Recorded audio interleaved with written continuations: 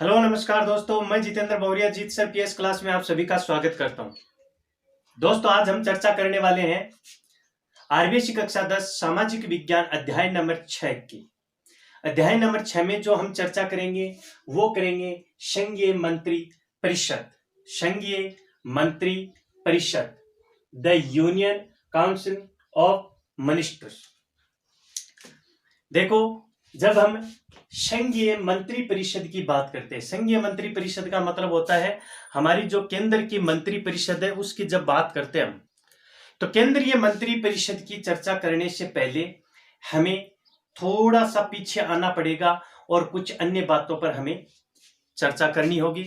हाँ, चैनल है, चैनल पर जाइए, सदस्यता लीजिए, चैनल को सब्सक्राइब कीजिए, लाइक कीजिए, दोस्तों में शेयर कीजिए। चलो आज का चैप्टर शुरू करते हैं। अब पीछे जाने का मतलब क्या है? पीछे जाने का मतलब है जब हमने राष्ट्रपति के बारे में चर्चा की थी। किसके बारे में? राष्ट्रपति। तो हमने अनुच्छेद 53 में एक बात पढ़ी थी।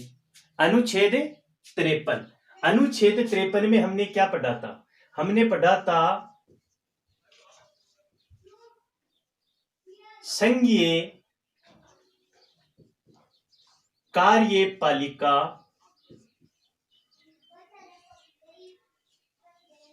शक्ति। संघीय कार्यपालिका शक्ति राष्ट्रपति में निहित होगी।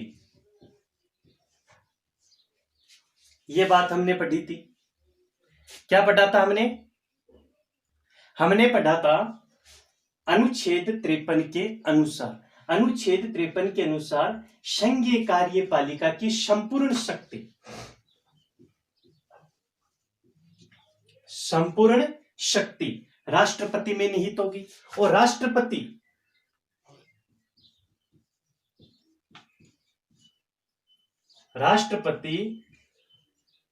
इस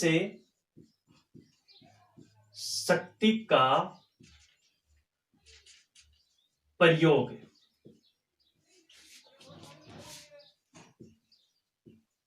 स्वयं या अपने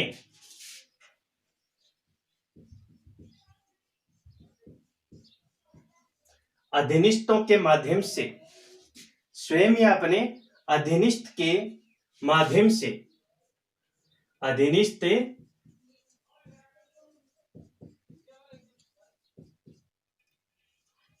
अधिकारियों के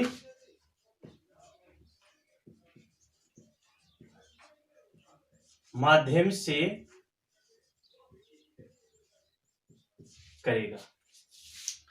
यहां आने की हम बात चर्चा कर रहे थे कि हमें पीछे कहां जाना चाहिए। अनुच्छेद 53 में हम पढ़ेंगे संघीय कार्यपालिका की संपूर्ण शक्ति राष्ट्रपति में निहित होगी। राष्ट्रपति इस शक्ति का प्रयोग स्वयं या अपने अधीनस्थ अधिकारियों के माध्यम से करेगा। यानी राष्ट्रपति है वो इस संघीय कार्यपालिका शक्ति है, इसका प्रयोग स्वयं भी कर सकता है, ठीक है, या फिर अपने अधीनस्थ अधिकारियों के माध्यम से ही कर सकता है। अब हमें यह देखना है कि ये अधीनस्थ कौन है। अधीनस्थ कौन?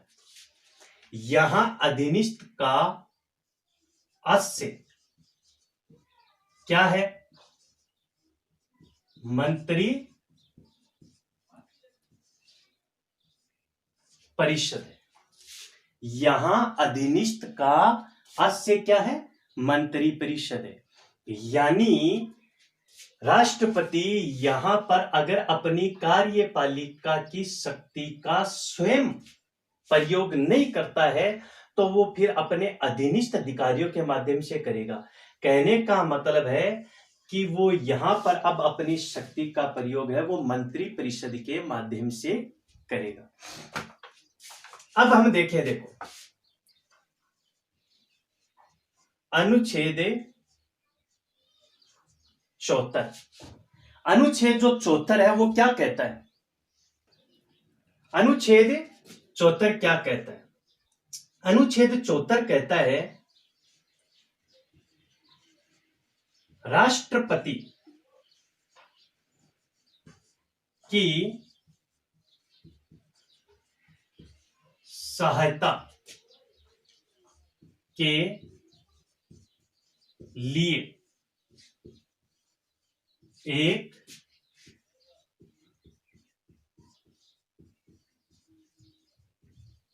मंत्रिपरिषद होगी और इस मंत्रिपरिषद का जो प्रधान होगा, मंत्रिपरिषद का प्रधान यानी मंत्रिपरिषद का जो मुखिया होगा, वो मुखिया कौन होगा? वो मुखिया होगा प्रधानमंत्री। आगे बात समझ में? ये है। अब हम संघीय मंत्रिपरिषद में अनुच्छेद 53 क्यों पढ़ा? इसलिए पढ़ा कि अनुच्छेद 53 कहता है कि संघ की कार्यपालिका जो है उसकी संपूर्ण शक्ति राष्ट्रपति में निहित है। अब राष्ट्रपति उस शक्ति का स्वयं भी प्रयोग कर सकता है और अपने अधीनस्थ पदाधिकारियों के माध्यम से भी कर सकता है। तो हमारी जो डेमोक्रेसी है वो कौन सी है? वो है संसदात्मक। संसदात्मक डेमोक्रेसी होने के कारण राष्ट्रपति स्वयं इस शक्ति का प्रयोग ना करके अपने अधीनस्थ अधिकारियों के माध्यम से इस शक्ति का प्रयोग करता है। अधीनस्थ का मतलब यहां क्या हो गया? मंत्रिपरिषद। अब देखो, जब मंत्रिपरिषद होता है इसका मतलब, कहने का मतलब है कि राष्ट्रपति की कार्यपालिका शक्ति है, इसका प्रयोग कौन करेगा? मंत्रिपरिषद। तो अब मंत्रिपरिषद का जिक्र संविधान में कहा गया? अनुच्छेद 74। अनुच्छेद 74 में क्या लिखा हुआ है कि राष्ट्रपति की सहायता के लिए एक मंत्रिपरिषद होगी और प्रधान या मुखिया यानी इस मंत्रिपरिषद का प्रधान या मुखिया कौन होगा? प्रधानमंत्री होगा। अब हम बात कर लेते हैं यहां पर अनुच्छेद 75 की। अनुच्छेद जो 75 है, अनुच्छेद 75 में क्या है? अनुच्छेद 75 में प्रधानमंत्री सहित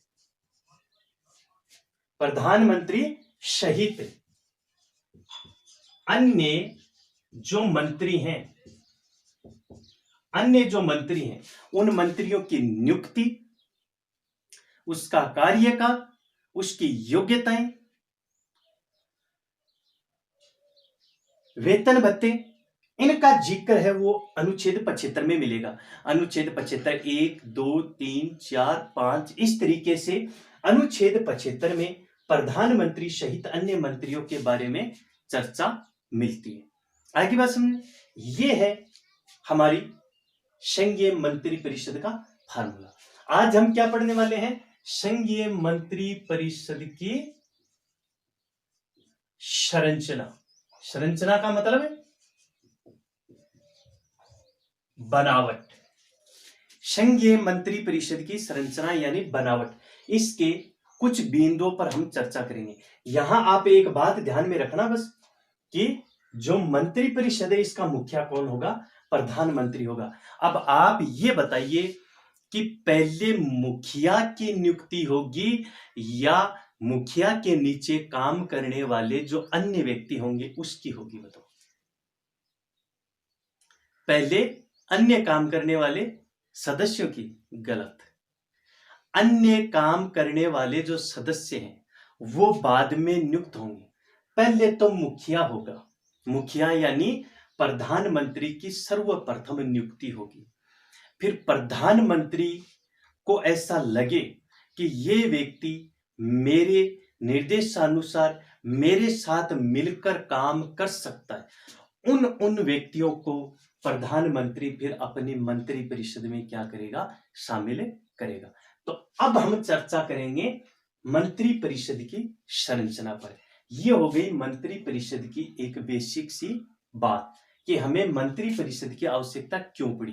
क्योंकि मंत्रिपरिषद राष्ट्रपति है, उसको परामर्श देने के लिए, उसको सलाह देने के लिए बनती है। यानी राष्ट्रपति जो भी काम करता है यहां पर वो इस मंत्री परिषद से सलाह लेके करता है। आगे बात समझ में? यानी इस मंत्री परिषद का यहां हमने निर्माण क्यों किया है? इसका निर्माण किया है हमने किसको परामर्श देने के लिए? राष्ट्रपति को परामर्श देने के लिए। ये मंत्री परिषद क्यों बनी है? ये राष्ट्रपति को परामर्श देने के लिए बनी है। अब इस मंत्री परिषद की संरचना पर हम चर्चा करेंगे। ठीक है, तो चलो करते हैं मंत्री परिषद की संरचना पर चर्चा। अब हम देखेंगे मंत्री परिषद का गठन। मंत्री परिषद का गठन। तो मंत्री परिषद है, ये हो गई हमारी 74 में, और इसका गठन अब आ जाएगा आपका अनुच्छेद 75 में। ठीक है, अब गठन की बात करें तो गठन में जो पहला बिंदु होगा, गठन में पहला बिंदु अभी अभी हमने चर्चा की, पहले कौन आएगा? मुख्य आएगा, यानी प्रधानमंत्री की नियुक्ति। ठीक है, पहले मैं आपको बिंदु दे दूं, जितने भी इसके बिंदु हैं वो बिंदु पहले आपको मैं दे देता हूं। पहले बिंदु देने के बाद हम उस पर चर्चा करेंगे। दूसरा जो बिंदु है इसका वो है प्रधानमंत्री द्वारा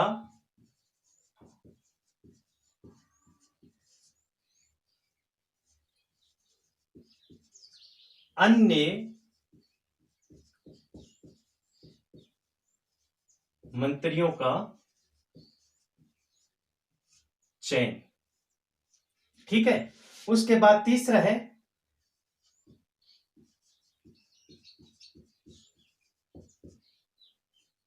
मंत्रियों का कार्य विभाजन। उसके बाद है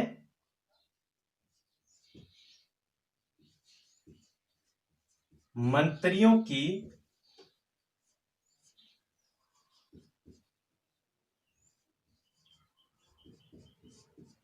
योग्यता, यानी मंत्री बनने के लिए आवश्यक योग्यता क्या होनी चाहिए। उसके बाद है मंत्रियों द्वारा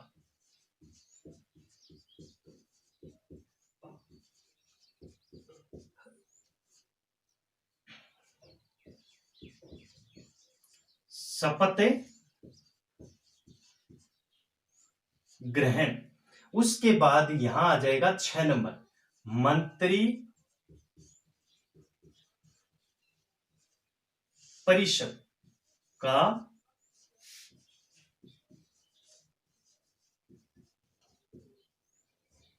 कार्यकाल।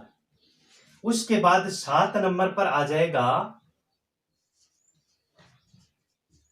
मंत्रियों का वेतन भत्ता। ठीक है, और फिर 8 नंबर, 8 नंबर है, यह आ जाएगा मंत्रियों की श्रेणी।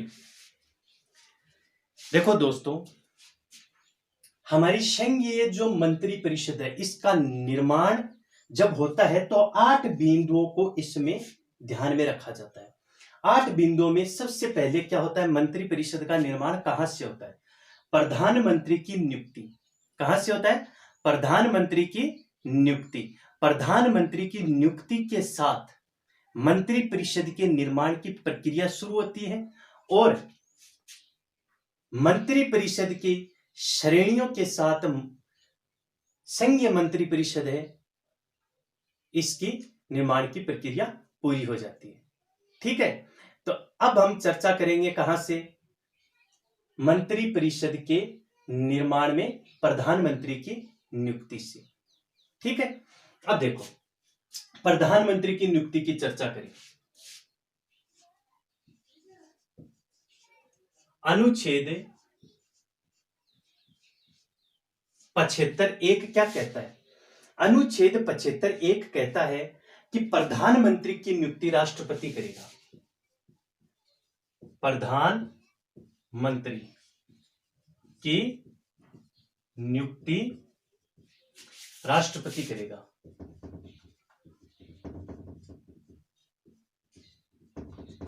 आगे बात समझ में? प्रधानमंत्री की नियुक्ति कौन करेगा? राष्ट्रपति करेगा। ये आपको सबको पता है कि इस मंत्री परिषद का मालिक कौन होगा? इस मंत्री परिषद का मालिक ये होगा। ये इस मंत्री परिषद का क्या है? प्रधान है। तो प्रधान तो आपको पता है, पहले ही आएगा। आप खुद सोचिए कि नरेंद्र मोदी जो देश का प्रधानमंत्री है, ये पहले प्रधानमंत्री बना था या फिर हमारे शिक्षा मंत्री, गृह मंत्री, चिकित्सा मंत्री, कृषि मंत्री, खेल मंत्री, विदेश मंत्री वो पहले बने थे? बताओ। पहले प्रधानमंत्री नरेंद्र मोदी बना था, उसके बाद वो मंत्री बने थे। तो देखो, सबसे पहले प्रधानमंत्री की नियुक्ति होती है। अनुच्छेद 75(1) क्या कहता है? प्रधानमंत्री की नियुक्ति राष्ट्रपति करेगा। अब प्रधानमंत्री किसको नियुक्त करेगा, वो प्रधानमंत्री वाले टॉपिक में मैंने पूरा विस्तारित बताया, वहां जाके आप एक बार पुनः देख सकते हैं। लोकसभा में बहुमत दल के नेता को राष्ट्रपति प्रधानमंत्री नियुक्त करता है, और प्रधानमंत्री की सलाह या फिर प्रधानमंत्री के परामर्श से यहां पर राष्ट्रपति क्या करेगा? अन्य मंत्रियों की नियुक्ति करेगा। अब हम पढ़ेंगे यहां पर, ये हमारा पहला टॉपिक कंप्लीट हो गया इधर। अब हम करेंगे प्रधानमंत्री अन्य मंत्रियों का चयन करता है। अब देखो, यहां पर अगर हम संवैधानिक स्थिति की बात करें कि संविधान में क्या स्थिति है, संवैधानिक स्थिति की बात करें तो संवैधानिक स्थिति ऐसी है कि प्रधानमंत्री जो होगा वो अब यहां पर अपनी मंत्री परिषद में जिन मंत्रियों को शामिल करना होगा उन मंत्रियों की एक सूची तैयार करेगा, और वो सूची किसको सौंपी जाएगी? वो सूची सौंपी जाएगी यहां पर राष्ट्रपति को। आगे बात समझ में? यानी सीधी सी चीज है, मंत्रियों के चयन का मतलब यहां प्रधानमंत्री क्या करेगा? प्रधानमंत्री मंत्रियों की सूची बनाएगा कि उसकी मंत्री परिषद में कौन मंत्री होंगे। तो उसकी मंत्री परिषद में वही मंत्री होंगे जिनके बारे में प्रधानमंत्री को ये लगता होगा कि ये मेरे साथ कदम से कदम मिला के आगे चल सकते हैं, मेरे निर्देशों के अनुसार आगे बढ़ सकते हैं, वही लोग यहां पर इस मंत्री परिषद में क्या होंगे? शामिल होंगे। तो प्रधानमंत्री अन्य मंत्रियों का चयन करता है, यानी प्रधानमंत्री अब उसकी मंत्री परिषद में कौन शामिल होगा उन मंत्रियों की सूची बना के, और फिर वो सूची संवैधानिक स्थिति के अनुसार किसको सौंपेगा? राष्ट्रपति को। और राष्ट्रपति क्या करेगा? इन मंत्रियों की नियुक्ति कर देगा। तो राष्ट्रपति इन मंत्रियों की नियुक्ति कर रहा है, परंतु राष्ट्रपति को परामर्श कहां से मिल रहा है? परामर्श कहां से मिल रहा है? परामर्श मिल रहा है आपका प्रधानमंत्री से। अब हम बात करें मंत्रियों का कार्य विभाजन। ये भी मैंने पहले बता दिया। कार्य विभाजन का मतलब क्या है? कार्य विभाजन से अस्य। कार्य विभाजन से अस्य क्या है? कार्य विभाजन से अस्य है, जैसे आपने नाम सुना होगा गृह मंत्रालय,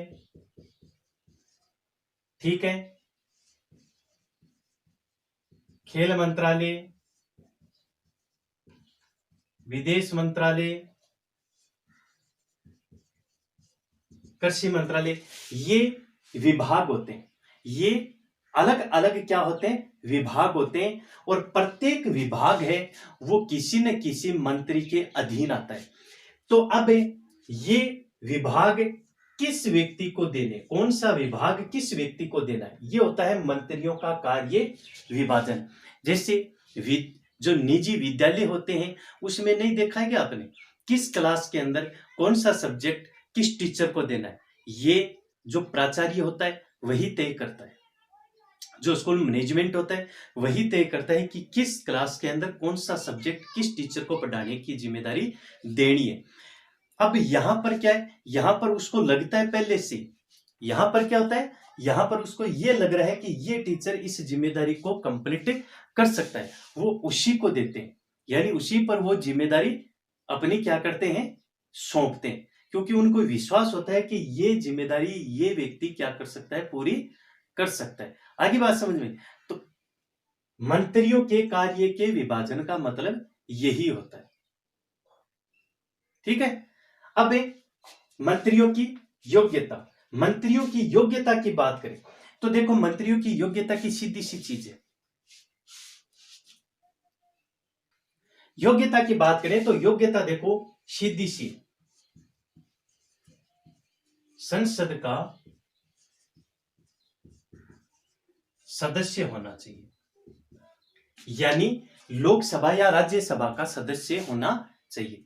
अब कई बार क्या होता है, ना तो लोकसभा का सदस्य होता है और ना ही राज्यसभा का सदस्य होता है, फिर भी उसको मंत्रालय सौंप दिया जाता है। इसका मतलब क्या होता है, तो दोस्तों ध्यान रखो, संसद यानी लोकसभा राज्यसभा का सदस्य ना होने पर भी मंत्री परिषद का मेंबर बनाया जा सकता है केवल 6 महीने के लिए। अगर वो 6 महीने में संसद यानी लोकसभा या फिर राज्यसभा की सदस्यता ले लेता है तो उसका कार्यकाल आगे बढ़ता है, अन्यथा उसको 6 माह के बाद अपने पद से इस्तीफा देना पड़ता है। तो ये योग्यता हो गई। मंत्रियों द्वारा शपथ ग्रहण, देखो मंत्रियों को 2 प्रकार की शपथ दिलाई जाती है, एक तो पद की और एक गोपनीयता की। कितनी शपथ दिलाई जाती हैं, 2 शपथ, एक पद की एक गोपनीयता की। गोपनीयता और पद का मतलब, पद यानी उसको मंत्री परिषद के अंदर एक मंत्री बनाया गया, यानी मंत्री का पद जो दिया गया उस पद की शपथ, यानी उस पद के कर्तव्यों के निर्वहन की शपथ। दूसरी गोपनीयता, गोपनीयता का मतलब क्या होता है दोस्तों, आपको पता है कि मंत्री परिषद है यही सब कुछ होती है, देश की नीति का निर्धारण कौन करता है, ये मंत्री परिषद ही करती है, सब कुछ मंत्री परिषद ही होती है, कानून निर्माण पर नियंत्रण मंत्री परिषद ही रखती है। आगे बात समझ में, तो मंत्री परिषद है इसको एक अपनी सूचनाओं को या फिर कहें तो मंत्री परिषद के अंदर लिए जाने वाले जो निर्णय होते हैं उनको जब तक ऊपरी आदेश ना मिले, हाईकमान का जब तक आदेश ना मिले तब तक गुप्त रखने के लिए एक शपथ दिलाई जाती है, वो होती है गोपनीयता की शपथ, ताकि किसी भी आंतरिक फैसले को बाहर ओपन ना किया जा सके। मंत्री परिषद का कार्यकाल, देखो मंत्री परिषद के कार्यकाल की बात करें तो मंत्री परिषद का निश्चित कार्यकाल नहीं होता है, मंत्री परिषद का कोई निश्चित कार्यकाल नहीं होता है। मंत्री परिषद का सामान्यतः कार्यकाल, सामान्य कार्यकाल है 5 वर्ष का होता है, कोई इसका निश्चित कार्यकाल नहीं है, सामान्य 5 वर्ष का कार्यकाल होती है। अब निश्चित क्यों नहीं होता है, क्योंकि इसका कार्यकाल है ये लोकसभा पर है, लोकसभा के प्रति ये क्या होती है, उत्तरदायी होती है। जब तक मंत्री परिषद का विश्वास लोकसभा में बना रहेगा तब तक ये अपने पद पर बनी रहेगी। मतलब सीधी सी है कि मंत्री परिषद का जीवन काल लोकसभा पर टिका हुआ है। समझ में आ गई, तो निश्चित कहां से हुआ, निश्चित कहां से, कोई व्यक्ति ये कह सकता है क्या कि भाई मेरा जीवन काल इतना है, अपनी डोर ओपलक है हाथ में, समझ में आ गई। तो इस तरीके से ही मंत्री परिषद की डोर भी लोकसभा के हाथ में। मंत्रियों के वेतन भत्ते की बात करें, देखो मंत्री परिषद के जो सदस्य होते हैं उसको वेतन तो मिलता ही मिलता है, वेतन के बाद हम देखें तो उसको कई प्रकार के खर्चे मिलते हैं, जैसे फ्लाइट खर्चा मिलता है, इसको ट्रेन का खर्चा मिलता है। उसके बाद हम बात करें मेडिकल खर्चा इसको मिलता है। मेडिकल खर्चे के बाद अगर बात करें तो इसको अपने क्षेत्र के लिए इसको क्या मिलता है, अपने क्षेत्र के लिए इसको वेतन भत्ते भी मिलते हैं, मतलब अदर इसको खर्चा भी मिलता है। आगे बात समझ में। अब मंत्रियों की श्रेणी पर चर्चा कर ले थोड़ी सी। देखो, मंत्रियों की श्रेणी की बात करें तो मंत्रियों की 3 श्रेणी होती है। कितनी श्रेणी होती है मंत्रियों की? 3 श्रेणी होती है। पहली श्रेणी को हम क्या बोल सकते हैं? मंत्री मंडल। क्या बोल सकते हैं? मंत्रिमंडल या फिर कैबिनेट। दूसरी श्रेणी है उसको हम बोल सकते हैं राज्य मंत्री। क्या बोल सकते हैं हम इसको? राज्य मंत्री। और तीसरा है इसको हम बोल सकते हैं उप मंत्री। अब देखो तीनों में डिफरेंस क्या है। मंत्रिमंडल या कैबिनेट, दोस्तों एक बात यहां पर यह ध्यान में रखनी है, मंत्रिमंडल शब्द का उल्लेख हमारे संविधान में पहले नहीं था। आपको शायद पता है 44वां संविधान संशोधन सन 1978 में मंत्रिमंडल शब्द का इस्तेमाल संविधान में किया गया था। जहां पर आपातकाल की बात आती है वहां पर की मंत्रिमंडल है उसकी लिखित सलाह पर ही अब आपातकाल की घोषणा हो सकेगी। कैबिनेट, ये संसदात्मक शासन व्यवस्था में जो प्रशासन है, क्या है? प्रशासन की सर्वोच्च इकाई है। अब आपको समझाने का एकमात्र तरीका ये, कैबिनेट या मंत्रिमंडल के अंतर्गत आने वाले जो मंत्री होते हैं वो सबसे उच्च दर्जे के मंत्री होते हैं। यानी मंत्री परिषद के अंदर जो बड़े मंत्रियों का एक समूह होता है, बड़े मंत्रियों का मतलब जिसको उच्च मंत्रालय दिए जाते हैं, उच्च मंत्रालयों के वो क्या होते हैं? मालिक होते हैं। बड़े मंत्रालयों के वो मालिक होते हैं, वो होती है मंत्रिमंडल या कैबिनेट। राज्य मंत्री की बात करें तो राज्य मंत्री जो होते हैं वो या तो फिर स्वतंत्र प्रभार, यानी इनको कई बार कुछ स्वतंत्र प्रभार भी दे दिया जाता है, मतलब कुछ विभागों की जिम्मेदारी इसके कंधों पर दे दी जाती है, या फिर वो मंत्रिमंडल की देखरेख में क्या करते हैं? अपने मंत्रालयों की जिम्मेदारी निभाते हैं। उप मंत्री होते हैं। उप मंत्री राज्य मंत्री और मंत्रिमंडल दोनों के सहायक के रूप में काम करते हैं। ये जो होते हैं ये इसके और इसके सहायता के रूप में काम करते हैं। अब यहां पर एक बात ध्यान में और रखनी है, ये जो राज्य मंत्री है, राज्य मंत्रियों को मंत्रिमंडल की बैठक में भी क्या किया जा सकता है? आमंत्रित किया जा सकता है। परंतु उप मंत्री हैं उनको मंत्रिमंडल या कैबिनेट की बैठक में आमंत्रित नहीं किया जाता है। तो दोस्तों ये थी हमारी संघीय मंत्री परिषद की संरचना। ठीक है, ये संरचना के 8 बिंदु हैं जिसको ध्यान में रखना है और आपको क्या करना है? इसको तैयार करना है। आशा करता हूं कि मेरे द्वारा दी गई जानकारी आपको पसंद आई होगी। अगर पसंद आई है तो नीचे यहाँ पर जो सब्सक्राइब लिखा हुआ है, सब चैनल को सब्सक्राइब करें, लाइक करें, दोस्तों में शेयर करें और ये जो बेल आइकन दिखाई दे रहा है इसको भी क्या करें? प्रेस करें। जय हिंद, जय भारत।